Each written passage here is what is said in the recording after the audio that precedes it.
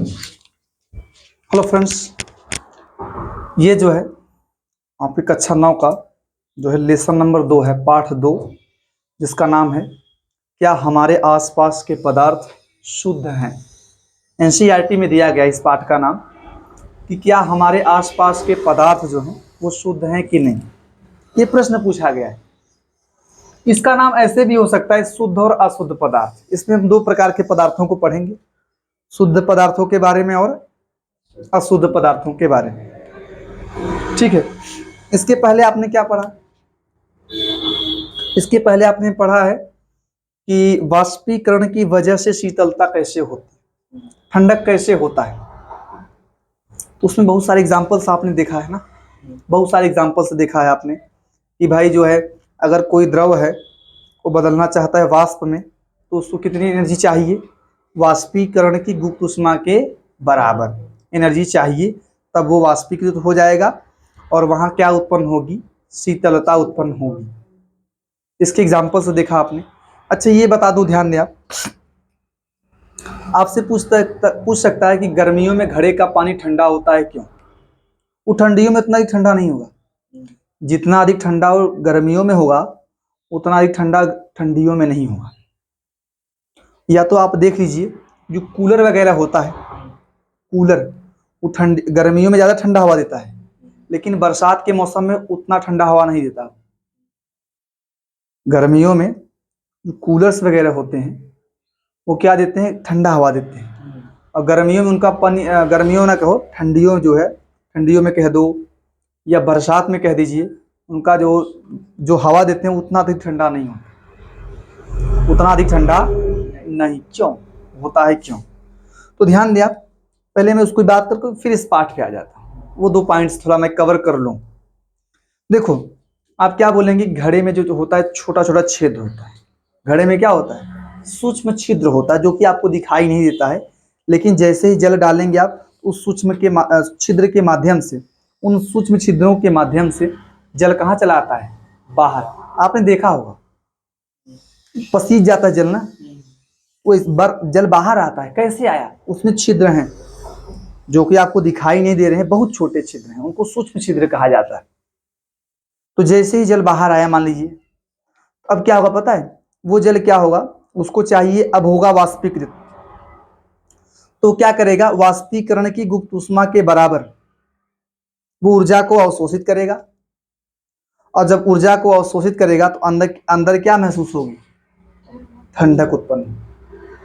और ये प्रक्रिया जितना अधिक होगा, जितना अधिक जल बाहर आएगा, ठीक है, जितना अधिक जल बाहर आएगा, वाष्पीकरण जितना अधिक होगा, ठंडक उतना ही अधिक उत्पन्न होता है, होगा, जान लीजिए आप। तो आप यही लिखेंगे, गर्मियों में घड़े का पानी ठंडा होता है क्यों? तो क्या लिख लेंगे आप? अच्छा लिखो, प्रश्न लिखो, गर्मियों में घड़े का पानी ठंडा होता है क्यों? इसको लिख ले, फिर मैं आगे बढ़ूंगा। गर्मियों में घड़े का पानी ठंडा होता है क्यों?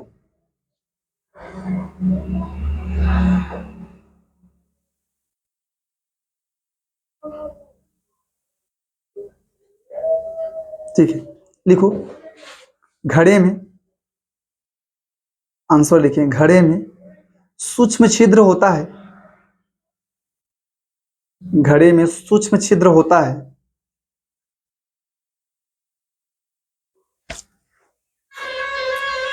सूक्ष्म छिद्र होता है जिनके माध्यम से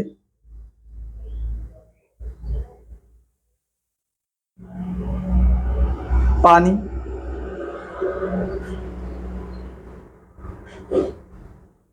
घड़े के बाहर आ जाता है, घड़े के बाहर आ जाता है।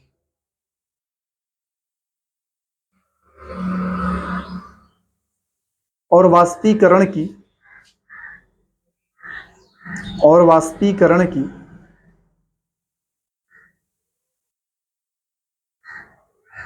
गुप्त ऊष्मा के बराबर, वाष्पीकरण की गुप्त ऊष्मा के बराबर ऊर्जा का अवशोषण करके, ऊर्जा का अवशोषण करके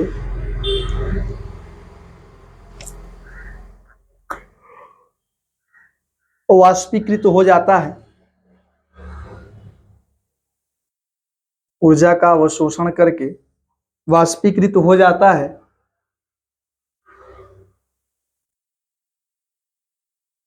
जिसके परिणाम स्वरूप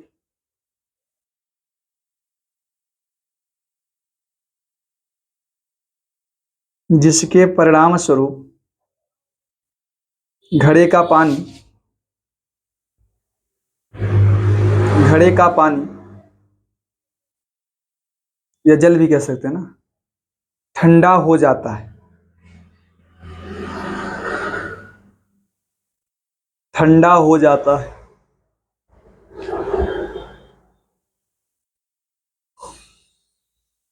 हो गया ना। अच्छा देखो ध्यान से, अब मैं समझा रहा हूं ना कि कूलर गर्मियों में अधिक ठंडा करता है क्यों, उसको समझा दे रहा हूं। ये मैं लिखवा दिया, उसको समझा रहा हूं। देखो जैसे मान लीजिए कूलर जो होता है, कूलर में आपने देखा भूसा लगा होता है ना, भूसे या पियरा कह सकते हैं, पियरा पुआल कह सकते हैं उसको, सही भाषा है पुआल, हम अपनी भाषा में पियरा कहते हैं, ठीक है। लगा होता है ना इसे, मतलब ये मान लीजिए इसे कवर, ये आपका कूलर, इससे पंखे लगे हुए हैं ना, यहाँ मान लीजिए पंखे लगे हुए हैं ऐसे, इस टाइप के मैं मान ले रहा हूँ, हालांकि इतने पंखे नहीं होते इतने की संख्या में, 2-3 पंखे होते हैं ना, ऐसे लगा दे रहा हूँ मैं, मान लीजिए 4 पंखा ऐसे लगा दिया हमने, ठीक है, पंखे हैं। अब देखो यहाँ जो है, यहाँ से जो है आपका वायु आने वाला है, यहाँ पे आपने पुआल लगा दिया है, पुआल लगा दिया, ठीक है। क्या देखो ध्यान से क्या होता है, इसमें आपने जल का छिड़काव किया है।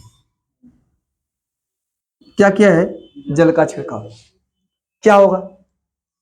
देखो गर्मी अगर है तो ये जल क्या होगा, ये जल, हाँ, वाष्पीकरण की गुप्त ऊष्मा के बराबर ऊर्जा का अवशोषण करेगा, और अवशोषण करने के बाद ये कहाँ वाष्पीकृत हो जाएगा, बदल जाएगा वाष्प में। जल छिड़का हुआ है आपने, गर्मियों में क्या होगा, यही घटना होगी कि ये बदल जाएगा वाष्प में। कहाँ कहाँ बदलेगा, तो वाष्प में जब बदलेगा तो एनर्जी लेगा, एनर्जी को लेकर बदल जाएगा वाष्प में। अब इससे क्या, यहाँ ठंडा होगा, क्या होगा, ठंडा होगा। तो जब वायु यहाँ से गुजरेगा, मतलब ये पूरा ठंडा हो जाएगा, जब वायु यहाँ से अंदर जाएगा तो ठंडा होके जाएगा, क्या होके जाएगा, ठंडा होके जाएगा। तो यहाँ से क्या होगा, तब यहाँ से जब निकलेगा तो हवा ठंडा महसूस होगा, क्या महसूस होगा, ठंडा महसूस होगा। लेकिन देखो अगर बरसात के दिन हो, बरसात वगैरह में क्या है, वायु में खुद नमी होती, वायु में क्या होती, नमी स्वयं होती है भाई। अगर आपने यहाँ जल का छिड़काव किया है, लेकिन देखो जैसे मान लीजिए ये वायु है, इसके पास जो है जलवाष्प के कण है, और वायु में पर्याप्त मात्रा में जलवाष्प के कण होते हैं कब, बरसात के दिनों में, ठंड के दिनों में। गर्मियों में तो वायु बहुत शुष्क गर्म होता है, उसको जलवाष्प के कण चाहिए, गर्मियों में उसको चाहिए होता है, तो उस केस में जो है जल बदलता है वाष्प में। लेकिन बरसात के मौसम में जल की मात्रा होती है पर्याप्त वायु, इससे क्या है, इसका वाष्पीकरण ये कहाँ जाएगा भाई, वायु में तो जाना है, और वायु में नहीं जा पाएगा, क्योंकि वायु में पर्याप्त मात्रा में जल है, जलवाष्प है वायु में पर्याप्त मात्रा में, अब नहीं जा पाएगा, जिससे जो वायु अब यह ठंडा हो ही नहीं करेगा। जब जलवाष्प जाएगा नहीं, जल जलवाष्प के रूप में जाएगा नहीं, वाष्पीकरण होगा नहीं, तो ठंडा कैसे होगा, नहीं होगा, ठंडा नहीं होगा। तो अब देखो जैसा वायु आएगा वैसा ही अंदर चला जाएगा, जो ठंडा वायु आया ठंडा हवा लगेगा, ये बात होता है। अगर ठंडा वायु आया है तो ठंडा लगेगा हवा, गर्म आया है जैसा भी आया हो वैसा ही लगेगा आपको, ठीक है। लेकिन यही बात है कि ये गर्मियों में ठंडा करता है, ठंडियों में ठंडा, जैसा वायु आया है वैसा ही जाएगा। क्यों? क्योंकि गर्मियों में होता है वाष्पीकरण, इससे यहाँ ठंडक होती है, तो जैसा वायु आया है उसको ठंडा करके अंदर भेजता है। लेकिन ठंडियों में क्या होता है, होता नहीं वाष्पीकरण, बरसात के मौसम में होता नहीं, उतना अधिक नहीं होता वाष्पीकरण, तो इतना अधिक ठंडा हुआ नहीं, जैसा वायु आया है वैसा ही चला जाएगा। समझ पा रहे हैं आप? तो यही लिख सकते हैं आप, ऐसा मतलब जानते रहिए कि लिखने की, गर्मियों में वाष्पीकरण अधिक होने के कारण जो कह सकते हैं ना कूलर होता है, कूलर जो है हवा को अधिक ठंडा करता है, हवा को क्या करता है, अधिक ठंडा करता है, ये बात है। इसके बाद हम आ जाए अपने टॉपिक, जो कि पाठ का नाम है, जहां से शुरुआत होनी चाहिए। आपके पाठ का नाम है क्या हमारे आसपास के पदार्थ शुद्ध हैं? ऐसा आपसे प्रश्न पूछा जा रहा है कि क्या आप अपने आसपास जो भी पदार्थ देखते हैं सारे के सारे शुद्ध हैं? अर्थात हमारे मन में दो प्रश्न उठ रहा है कि शुद्ध और अशुद्ध पदार्थ, कि शुद्ध हैं, अगर शुद्ध नहीं है तो अशुद्ध हैं। अब इस पाठ का ये भी नाम हो सकता है कि शुद्ध और अशुद्ध पदार्थ, लेकिन हमने एनसीईआरटी का पाठ डाला है, ठीक है, एनसीईआरटी में जो दिया है हमने उसे हेडिंग किया है। देखो, इसे आपको मैं बता दे रहा हूं कि शुद्ध अशुद्ध का मतलब अगर आपसे पूछा जाए तो आप ये बोलेंगे ना, शुद्ध का मतलब उसमें कंकड़ वगैरह साफ दिखाई जाए, क्लियर दिख जाए, बोलेंगे शुद्ध है। क्लियर नहीं दिखे तो क्या बोलेंगे, अशुद्ध। आपकी भाषा ये होनी चाहिए, या होती भी है आपके अनुसार। अगर अगर जो नमक को पानी में मिला दिया जाए बढ़िया से, साफ पानी बा, नमक भी साफ है, तो बोलेंगे शुद्ध है। अपनी भाषा में आप यही कहते हैं। अगर कंकड़ उंकड़ होगा तो आप क्या बोलेंगे, अशुद्ध। ऐसा बोलते हैं आप। आटा वगैरह अगर उसमें कंकड़ उंकड़ नहीं है तो बोलेंगे साफ है, शुद्ध है। कंकड़ उंकड़ होगा तो बोलेंगे क्या है, ऐसा बोल देते हैं आप। लेकिन ये साइंस की भाषा नहीं। साइंस की भाषा में शुद्ध और अशुद्ध कहने के तरीके क्या है वही समझना है, और साइंस के हिसाब से ही शुद्ध अशुद्ध कहना चाहिए। साइंस के हिसाब से ही क्या कहना चाहिए, शुद्ध अशुद्ध। आपने कहा है कि भाई नमक और पानी अगर मिला दिया जाए बढ़िया से, दोनों साफ हो, तो बोल देंगे आप शुद्ध, लेकिन साइंस उसे अशुद्ध मानता है। अब अशुद्ध क्यों मान रहा है, यही आपको जानना चाहिए। जो विज्ञान है वो ध्यान दो, नमक और पानी के मिश्रण को क्या मानता है, अशुद्ध। कंकड़ हो चाहे ना हो, समझ पा रहे हैं आप, कंकड़ हो चाहे ना हो, कंकड़ होगा तो वो अशुद्ध मनबई करेगा, और कंकड़ नहीं भी है तो भी क्या मानता है, अशुद्ध। चीनी पानी का मिश्रण मिला लीजिए आप, हाँ मिश्रण हो गया, तो मतलब उसको अशुद्ध मानता है। जो भी मिश्रण बनते हैं साइंस में, मिश्रणों को अशुद्ध कहा जाता है, चाहे वो क्लियर दिखे चाहे ना दिखे। जैसे मान लीजिए आप जो सोना लेते हैं, सोना, हालांकि आप कह सकते हैं कि जो आप लेते हैं सोना वगैरह, वो अशुद्ध नहीं, शुद्ध नहीं होता है, वो अशुद्ध होता है। उसमें क्या है, जैसे सोना आता है 24 कैरेट, सुना होगा आपने कि शुद्ध सोना होता है 24 कैरेट, ठीक है, 24 कैरेट होता है ना यार, होता है ऐसे आने। उसमें से आपको जो दिया जाता है उसमें पूरा का पूरा नहीं दिया जाता है, उसके साथ में कुछ, हाँ कुछ निकाल लेते हैं, उसमें कुछ और मिला देते हैं, चांदी वगैरह मिला देते हैं, चांदी नहीं मिलाते हैं, कापा का, हाँ कापर, कापर, हाँ कापर, कापर मिला देते हैं, मिलाकर आपको देते हैं, आपको मिलाकर देते हैं। आप तो कहेंगे कि वो शुद्ध है। ध्यान दो, शुद्ध का मतलब उसमें कुछ दिख नहीं रहा है गड़बड़ उड़बड़, तो बोलेंगे वो शुद्ध है। लेकिन साइंस में अगर कुछ मिला दिया गया है तो क्या हो जाएगा, अशुद्ध। आपको मैंने इसके पहले वाले पाठ में पढ़ाया था कि भौतिक वर्गीकरण पदार्थ का और रासायनिक वर्गीकरण, यही पढ़ाया था मैंने कि पदार्थ का जो वर्गीकरण होता है 2 प्रकार से होता है।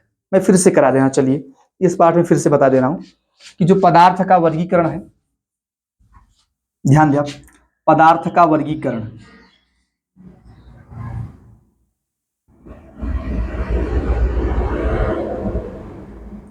दो प्रकार से किया जाता है।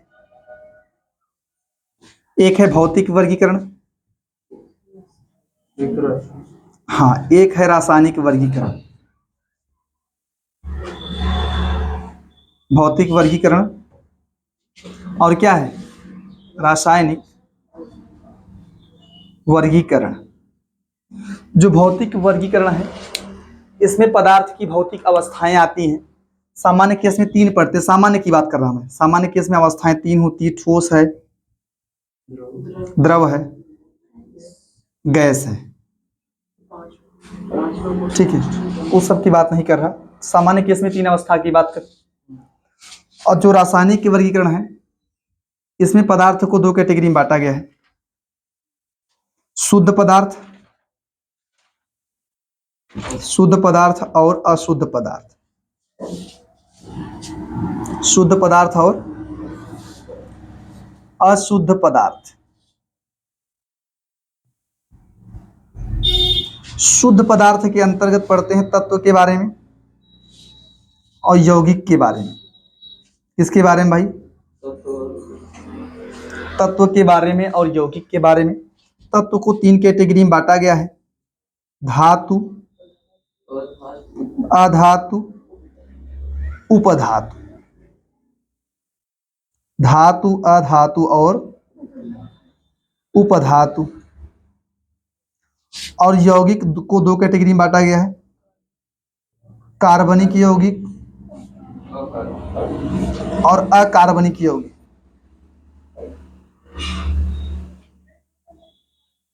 कार्बनिक यौगिक और अकार्बनिक यौगिक। और जो अशुद्ध पदार्थ हैं उनमें शामिल किया गया मिश्रण को। किसको शामिल किया गया है?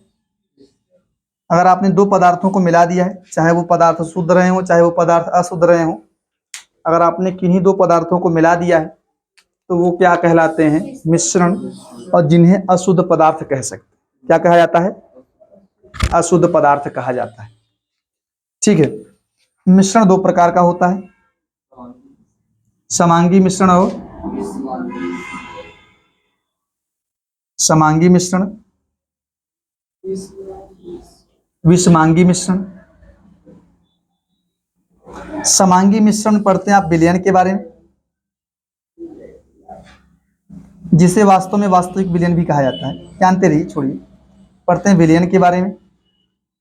और इसमें पढ़ते हैं आप कोलाइडी विलयन के बारे में और निलंबन के बारे में। कोलाइडी विलयन और निलंबन के बारे में।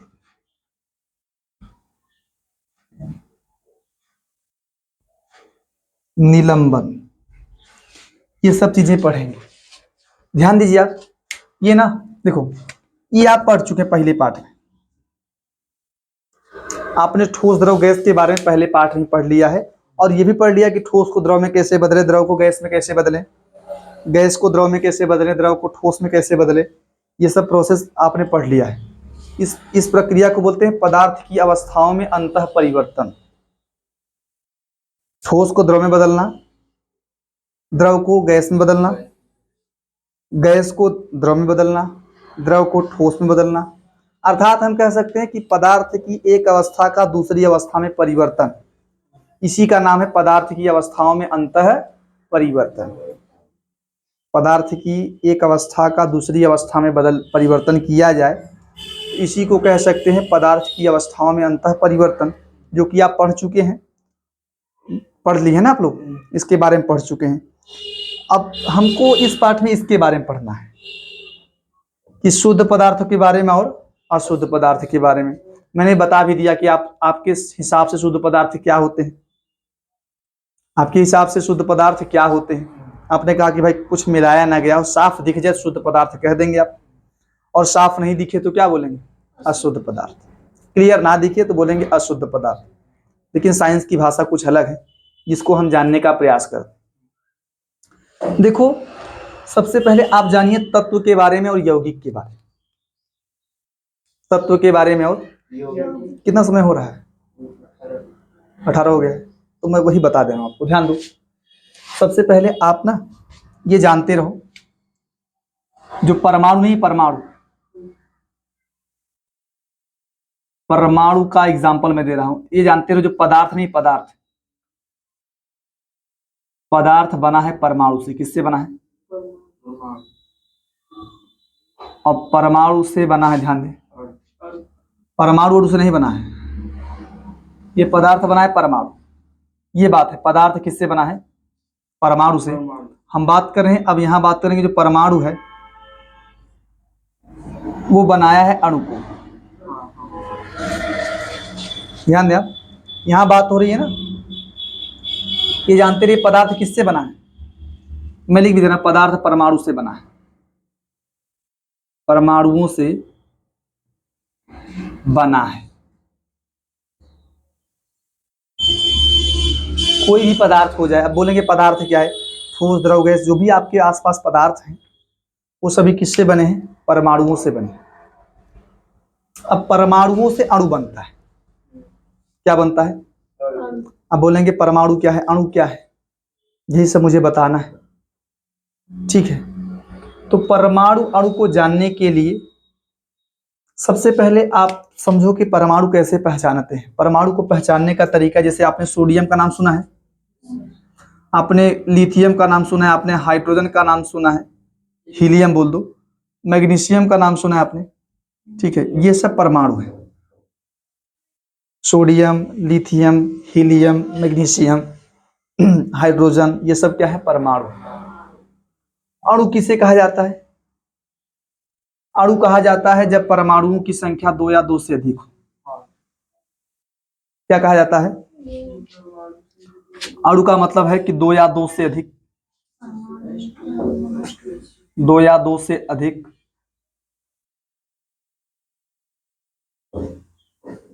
परमाणुओं का समूह, परमाणुओं का मतलब अगर कभी 2 या 2 से अधिक परमाणु पाए गए हैं तो आप उन्हें अणु कहिए। ये तो एक परमाणु है, केवल एक परमाणु। परमाणु का मतलब अकेला रहे, Na, Li, Ha, Mg। मैं अणु के बारे में बता रहा हूं, अणु किसे कहा जाता है। जैसे मान लो अगर Li आपका हो जाए LiCl, क्या हो जाए? लिथियम भी एक परमाणु है, क्लोरीन भी एक परमाणु है, तो दोनों मिलके कितने परमाणु हो जाएंगे? 2। परमाणु की संख्या अगर 2 या 2 से ज्यादा हो जाए तो आप उसे अणु कहिए। क्या कहिए? अणु। जैसे LiCl आ जाए, NaCl आ जाए, H2O आ जाए। NaCl में 2 परमाणु है, H2O में कितने परमाणु है? H2O में 3 परमाणु है, 2 H है। ध्यान दो, बता रहा हूं, सुनो पहले ध्यान से। मैं एग्जांपल इस तरीके से देता हूं आपको। जैसे मान लो H2 हो जाए, O2 हो जाए, N2 हो जाए, Cl2 हो जाए, और आपका O3 हो जाए, P4 हो जाए, S8 हो जाए, NaCl हो जाए, KCl हो जाए, और आपका हो जाए H2O हो जाए, H2O2 हो जाए, H3PO4 हो जाए। सुनो ध्यान से, यहाँ ना 2 परमाणु है। H2 का मतलब 2 परमाणु, H का मतलब 1 परमाणु। तो 2 परमाणु होंगे तो अणु कहें, या 2 से ज्यादा परमाणु होंगे तो भी क्या कहेंगे? अणु। ये अणु है, ये 2 परमाणु है, ये भी अणु है। ये 2 परमाणु है यहाँ, ये भी अणु है। ये भी क्या है? अणु। ये भी क्या है? ये यहाँ 4 परमाणु है। 2 से ज्यादा हो तो अणु कह देना है यार, 2 या 2 से अधिक हो तो अणु कह देंगे। ये भी अणु है। ये भी क्या है? Na और Cl है, 2 परमाणु। यहाँ देखिए K और Cl है, 2 परमाणु, तो अणु कहेंगे। H2O है, 2 H है और 1 O है। हाँ, 3 परमाणु कुल मिलाकर हैं, अणु कहें आप। कुल जोड़ो परमाणु की संख्या। H2O2 है तो यहाँ 2 H है और 2 ऑक्सीजन है, दोनों मिला साथ में ही है, अलग नहीं करना है। H2 को अलग और O2 को अलग नहीं करना है, दोनों साथ में ही है। तो दोनों को मिला के आप क्या बोलेंगे? 4 है। परमाणु 4 है तो अणु कहिए। 2 से अधिक हो जाए तो अणु कह दें, 2 भी हो तो भी अणु कहना है। H3PO4 हो जाए, H3PO4 क्या है? अरे यार आप कंफ्यूज हो रहे हैं क्या? थोड़ा परमाणु की संख्या ये तो गिन पा रहे हो कि नहीं? NaCl, KCl, H2O, 2 H है, 1 ऑक्सीजन है, कुल मिला के 3 परमाणु हैं। H देखो अकेला अकेला जोड़ोगे तो परमाणु हो जाएगा। H2 तो 2 साथ में जोड़ा है ना, अगर हम H अकेले अकेले कर दें तब वो 1 परमाणु, अगला H भी क्या होगा? 1 परमाणु, तो कुल मिला के कितने परमाणु हो गए? 2 परमाणु। अगर हम 1 H की बात करेंगे तो वो परमाणु है, अगर 2 H की बात करेंगे तो क्या हो जाएगा? अणु। 2 से अधिक H हो जाए तो भी अणु हो जाएगा। 2 H है, 1 ऑक्सीजन है, तो कुल मिला के परमाणु को साथ में जोड़ो। अब जब साथ में आ गए तो साथ में जोड़िए आप। तो 2 H है और 1 ऑक्सीजन है, 3 परमाणु है। ऐसे यहाँ 2 H है, 2 ऑक्सीजन है, 4 परमाणु। अगर यहाँ बात किया जाए तो यहाँ 3 H है, 1 फास्फोरस है और 4 ऑक्सीजन। कितने परमाणु? 8 परमाणु। कितने परमाणु हैं? तो परमाणु की संख्या अगर 1 से ज्यादा हो जाए तो अणु कह देनी। क्या कह देना है? अणु। ठीक है। अणु को ही बांटा गया है तत्व में और यौगिक। किस में बांटा गया है? अभी मैं बताऊंगा, थोड़ा आप कंफ्यूज हो जाएंगे। मैं तत्व और यौगिक के बारे में चर्चा करता हूँ अगली वीडियो में, क्योंकि आप थोड़ा सा आज बहुत ज़्यादा पढ़ लिए आप। ठीक है, आपने थोड़ा सा ध्यान दे, आप ना ये इतना ही पढ़ के आओ। मैं बताऊंगा अगले वीडियो में तत्व के बारे में और यौगिक के बारे में। ठीक है, हालांकि इसके लिए वीडियो मैंने डाला है, आप चाहें तो पढ़ सकते हैं। कक्षा 11 वाले बच्चों के लिए वीडियो डाला है, क्या दिक्कत है, पढ़ सकते हैं, उसमें क्या है, पढ़ के आइए, फिर मैं आपको पढ़ा दूंगा, क्या दिक्कत है। जितना आप देखो, ज्ञान चाहे जहां से मिले, ज्ञान चाहे जहां से मिले, कोई दिक्कत नहीं है, इससे आसान तरीके से वहां बताया गया। ठीक है, तो आज आप इतना ही पढ़ें, बाकी अगले की वीडियो में बात होगा। अगले वीडियो में बातें होंगी किसके बारे में, बात होंगी तत्व के बारे में और यौगिक के बारे में। ठीक है।